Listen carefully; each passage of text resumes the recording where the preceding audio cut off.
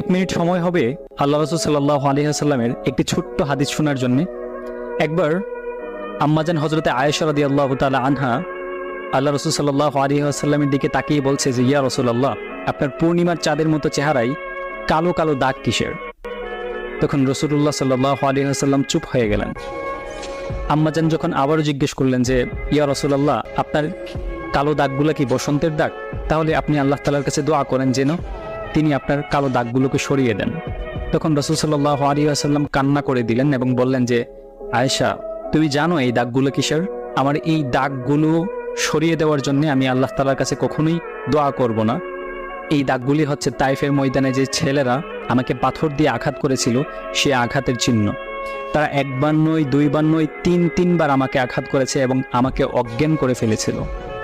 আমি চাই না আমার এই দাগগুলো মুছে যাক। কিয়ামতের ময়দানে যখন আমার সমস্ত উম্মতরা বলতে থাকবে যে, রাসূল আপনি কোথায়, তখন আমি এক একটা কালো দাগের বিনিময়ে আমার